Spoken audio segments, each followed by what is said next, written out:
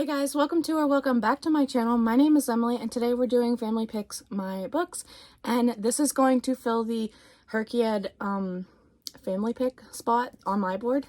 So back in July, my family and I, we went somewhere where there was a bookstore, Barnes & Noble, because there's not one immediately close to me, but my mom had an appointment, so I decided to do this like B-roll that day. So essentially what this is I'm getting B-roll of my mom and two daughters, and they are picking out a book each for me to read, and I have since attained all those books and audiobooks. And I will say the B-roll that you see next, my youngest daughter, I don't think I have any B-roll of her in it because she has ADHD and autism, and she's deaf in one ear, so she was just all over the place, and I think I deleted any footage or I just forgot to hit record. Maybe that was it. I don't know, but she was moving too much. I completely missed the fantasy category doing B-roll, so I'm really upset about that. There was just a lot going on with her. So anyway, I got some really good B-roll and I'm really excited for the books they picked, but I'm going to show you guys the B-roll now and then we will dive right into the books I'm going to be reading for this vlog.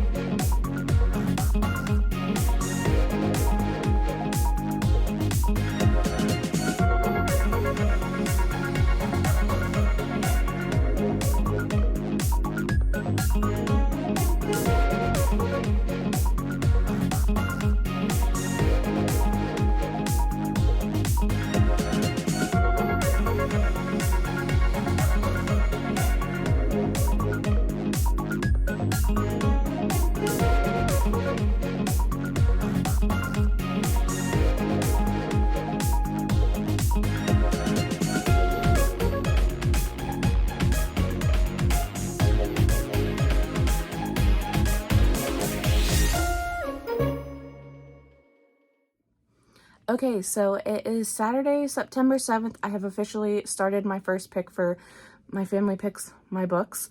This is my oldest daughter's pick, and this is Assassins Anonymous by Rob Hart. So this book is about an assassin named Mark, and he had something happen during his last kill, and you don't know what it is. You don't know what happened. You don't know why he suddenly was like, okay, I'm done.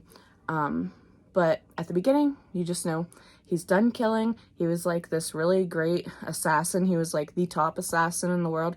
But now he is in Assassins Anonymous, which is based off of the 12-step program for Alcoholics Anonymous, but they have like tweaked it to make it for them. And there's like a bunch of them all over the world, and in his group they're kind of like a family because they all know how they're feeling, obviously, and they all connect with each other, but at the same time they can't really give out their real identities just for safety purposes. And of course, you know, Mark is almost at his 1 year without killing anyone. He has a cat, he has a place to stay, he's got some friends, he's got a nice neighbor. You know, he's really hanging in there, even though he does have some really hard days, which, I mean, with any kind of situation like this, you're going to have good days, bad days, okay days. And then at the end of the first meeting you see him in, he's cleaning up, he's by himself, and then someone comes in and tries to kill him, and the person leaves, obviously, and he could have killed him, but he didn't because he is so close to his 1 year, and he is done killing. Like, he really doesn't want to, even though there is that urge to just do it, because it would be easier than trying not to kill someone. And then it just turns into like a snowball effect. Like, one thing keeps happening after another. There's like a mystery behind like who's doing this, is it that, then other things will come to light, and I am really enjoying it. I would say it was definitely a different kind of read than what I'm used to. So I have 2 chapters left in the book. I am feeling like a 3.5 star for this. This is really different from what I'm used to, and I feel like I just want to be more connected to the characters, and I don't feel that connection. And it is, I don't want to say slow because it's very like fast-paced in action, but like I'm not as like intrigued as I thought I would be. I thought there would be more humor and everything with it, because it kind of sounded like that on the back, but I don't know, it's just not hitting like that favorite book for me, and I feel like 3.5 is where I'm sitting. I have 2 chapters left, like I said, and I'm not sure that it's gonna change. I will say, I think there's 14 chapters in this book, so chapter 12 did feel like it made me care more about his character. I'm so sorry if this is wobbling. I have it like precariously perched, my little tripod. But I feel like we really got that connection I kind of wanted throughout the whole book.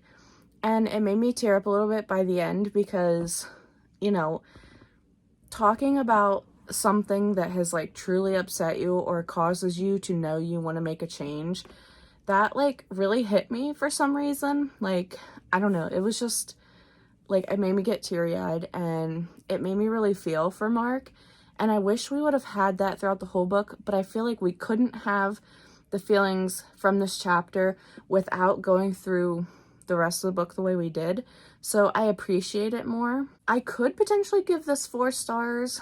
Depends on the last 2 chapters, like I said, but I'm not sure. I know this has a sequel, and I think it's going to be getting a 3rd book, but so far I am having just like a good time with it. There's nothing really wrong with it. I don't know. I wish there was more of something. Like, I don't know. I can't quite put my finger on why I don't want to give this a higher rating, but I'll let you guys know after I finish the last 2 chapters, and then book 1 will be complete. I finished it, even though it's only been like a second for you. It's been like 30 minutes for me, but I finally finished the last 2 chapters of Assassins Anonymous by Rob Hart, and I think I'm gonna give it a 4 star because there really wasn't anything wrong with it, and it was a really good book. It had really good talks about like what essentially is the Alcoholics Anonymous, but Assassins Anonymous. And so the conversations were good. The character growth was good. I don't know. There was something really wholesome about it. And I'm just going to give it 4 stars. It's not quite a 5-star because there's just something about it. It's just not a 5-star, but it is definitely a 4-star. And it was definitely a good read. And I potentially might check out the sequel, but we're going to be following more so one of the other characters. So I'm not sure. It won't be anytime soon, but if I have a chance to pick up that book, I probably will. So that is book 1 for this vlog done. My oldest daughter got me a 4-star book pick, and I'm excited to see if any of these picks will be a 5-star. So I feel like it was really unfair for my oldest daughter and her pick because she was picking around like the thriller horror area, and this was one of them. She had picked another one, but it was like the sequel, and obviously I didn't want that, so she ended up going with this one, and I'm glad I read it. This was definitely a book that was not on my radar, so that was really fun to read that book for this. However, the other 2 books for this challenge I am more likely to read and I already owned, and I was just so happy because then I didn't have to buy more books, which said no one ever. But I would love to see who's going to give me a 5-star. So I'm not sure which one I'm going to read next, but I will let you guys know in the next clip. For you, it'll probably be obviously a second, but for me, it might be a day or 2. So anyway, 4 stars, not a bad way to start this vlog. Excuse this mess behind me. I have to clear this off. I want to put like my art stuff on there, but right now it's like a catch-all for everything. So anyway, it's been a few days later since I last checked in. This is a different shirt, I promise. I know I wore, I think, a green sleep shirt in my last check-in, but this is like an actual t-shirt, so I guess this vlog is bringing out the green in my clothes. Anyway, so I have officially started the second book, and it is Phantasma. This was picked by my youngest daughter, and this is by Kylie Smith. The cover will be right here. So we're following Ophelia and her sister Genevieve, that sounds right. Anyway, their mother just dies, and Ophelia comes into her mother's necromancy powers, and we also find out that Ophelia has like this OCD stuff going on, and I think as someone who does have some OCD tendencies, seeing it portrayed like how it is in this book is definitely a different view on it, but I definitely understand, like, she usually has to like tap 3 times or like knock 3 times, and sometimes I find myself like at night I have a routine with like all the light switches and making sure the door's locked and making sure the fridge is shut, and it's just like a whole thing, but I have to do it like 3 times, and it's usually only at night right before bed. It's like my nightly routine. Anyway, so I definitely can feel like the trueness of the OCD in this book, and I don't think it's triggering, but it definitely feels kind of like, ugh, I do that, and it just feels, I don't know. I don't know where I was going with that, but I can definitely feel the OCD rep, that it's true. But anyway, after Ophelia gains her mother's necromancy skills, some stuff starts to happen. Like, clearly, you know, she can start to see the ghost, and like there's other things going on. And then they find out that Phantasma has come to town, and this is like a demonic like house thing. It's definitely giving like Dante's Inferno meets Caraval. I will say that that is definitely a great comp for this. So anyway, the sisters end up finding out that they're going to lose their house because their mother took out a lot of loans and never paid them back, and yada yada. And then I think the younger sister, I think she's the younger sister, Genevieve, she's trying to fix it, and she leaves Ophelia a note, and Ophelia thinks, based on like stuff she's found in her sister's room, that she went and joined Phantasma for this next like round of game. And so because she loves her sister so much, and I mean, like, what wouldn't you do for a family member?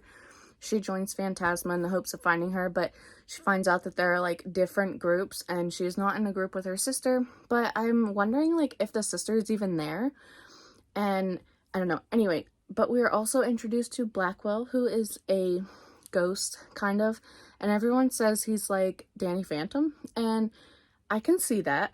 I didn't watch a whole lot of Danny Phantom growing up, but I can definitely see that, and I really am intrigued by, like, the whole Phantasma element, because there are 9 levels to this game, and each one is, like, based off of like a place in hell or whatever, which is really intriguing, because, like, the way this book goes about handling, like, the levels of hell are so interesting for the games and the trials or whatever. But they are, like, life or death, and that's a little scary. This book definitely is giving me, like, gothic, haunting-y vibes with, like, creepiness and mysterious and horror and gore. And everyone that's joined this competition or whatever is there for a specific reason. Like, they really need the prize at the end, which is, like, I don't know if it's, like, sort of like a wish or whatever, but something gets granted to you, this prize. And the ones hosting these games are devils. Like, there are devils, demons, and spirits and whatnot in this world. And so we're getting to see that, which I think is really interesting. And, like, the hierarchy at the very beginning of the book, where it tells you, like, there's a devil, there's a demon, and this is how they're made or whatever. And I don't know, I think it's really interesting. But Blackwell, can we just talk about Blackwell? Like, I love him. The banter between him and Ophelia is great. And I need to know, like, what is his deal, because I don't want to, like, give too many, like, I don't want to do any spoilers, but, like, he has stuff going on that, like, he needs help with, and he offers to help Ophelia if she helps him, so they agree, and they enter into this bargain, and yeah, there's a lot that ensues, and you're just seeing, like, these characters, like, grow with each other, and you're getting to see other sides of them that they don't show everyone else. And I don't know, I'm just really having a good time with this one. I think it is definitely fast-paced. There's a mystery that you really want to know about. Also, you want to know what happened to her sister and what is the next trial going to be. I think I've read through, like, 3 trials now.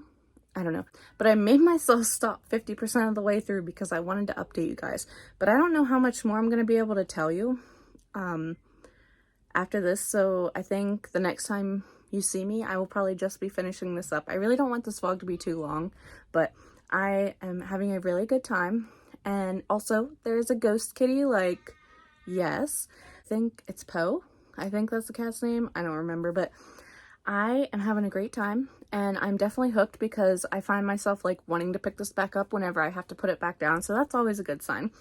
And I am also now, like, really interested in the sequel, which is going to be with the sister and, like, her story, and so I'm really interested to see how that one is going to differ from this one.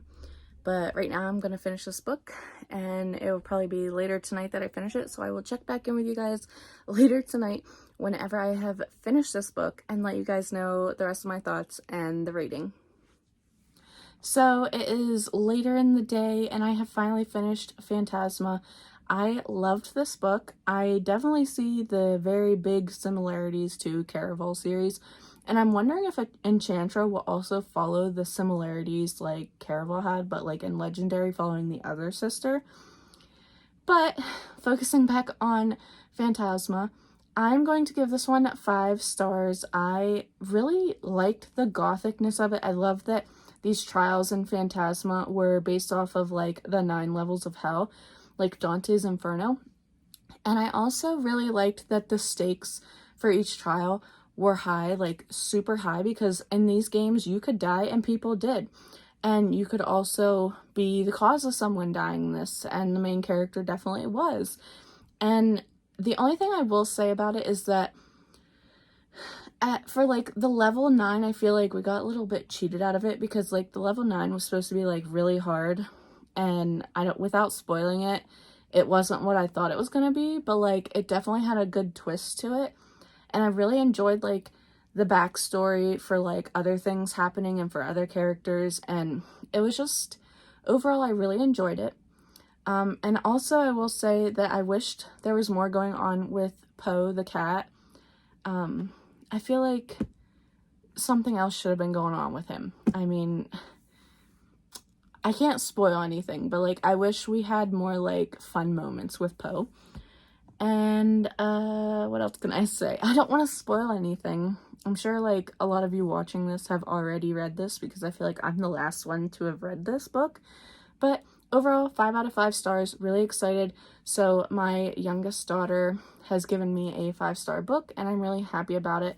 So far my oldest daughter gave me a 4-star read, my youngest daughter gave me a 5-star read, and all that's left is my mom's pick. And when I told her what I rated the other two and that hers was the last one left, she's like, "You're gonna hate it." And I'm like, "No, I'm not. You gotta give me a chance." But let's hope that I also love hers, because so far both books have been really enjoyable and I found a new favorite. Anytime I give a book 5 stars, I try to put it in like a list of books that I've loved and I want to buy to put on my shelves, because I just want to own books on my shelves that I absolutely love. So any more of the books that I do buy are either pre-orders for books I'm like very highly anticipated because I love the authors, or books that I've already read and loved and want on my shelves to reread again. So I'm gonna get ready for bed. I'm going to lay down and watch some Criminal Minds, and then probably Sleepy Hollow for the 100th time because I love that movie. It's so good. If you haven't seen it, it has Johnny Depp and Christina Ricci? I don't know what, but the girl who plays Wednesday for like the older Addams Family stuff. So this is Muffin, if you don't know. His name is Major. He was a rescue and he's ready for bed, and anytime I normally film a clip I have to restart over because he makes noises, and this clip was no different. I had to refilm it because he was just making all kinds of noises, but he's a sweet boy and he just likes to cuddle. So I guess I will see you guys soon when I start the final book that will be my mom's pick. And yeah, that's all I have to say. I'm happy to have found a new 5-star favorite.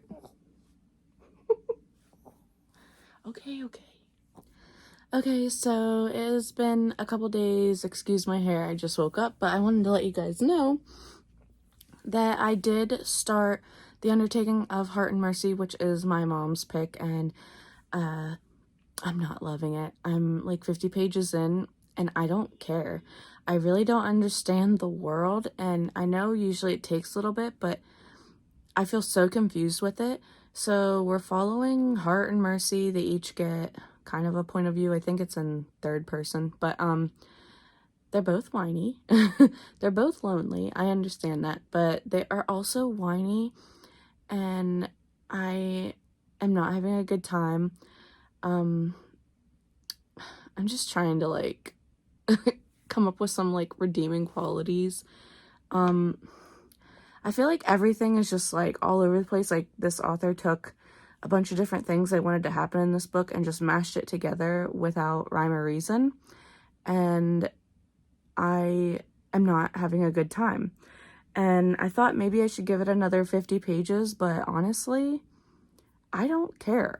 Much to my mother's chagrin, because she always says that I never like her books, or I never read the books she picks, or whatever. And unfortunately this time the case is that I am not having a good time, and I think I'm gonna DNF it because I have too many things I want to read over something that is gonna be mediocre in my opinion at best. So I'm so sorry if any of you really like this book. I just don't quite understand.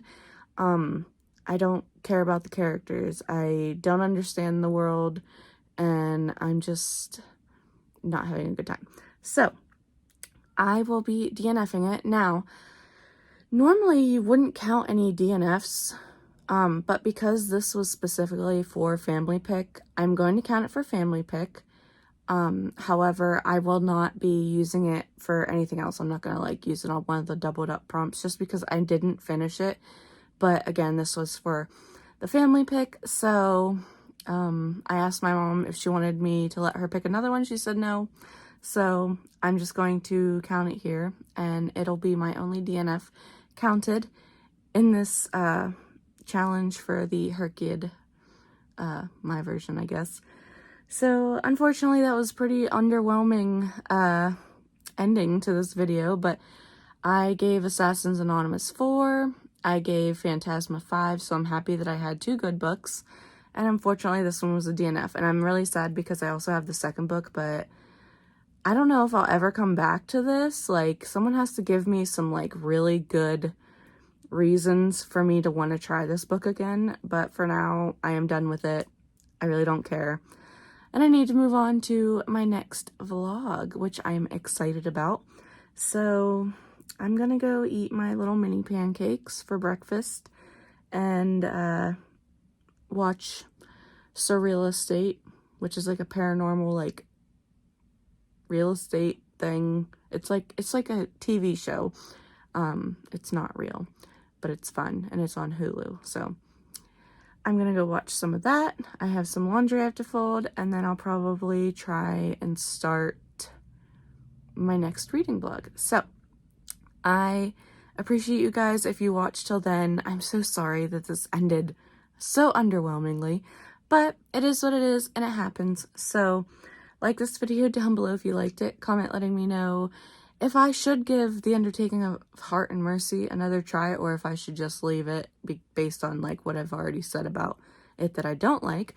And subscribe if you want to. I'd greatly appreciate it. And until my next video, I will see you guys again soon. Bye.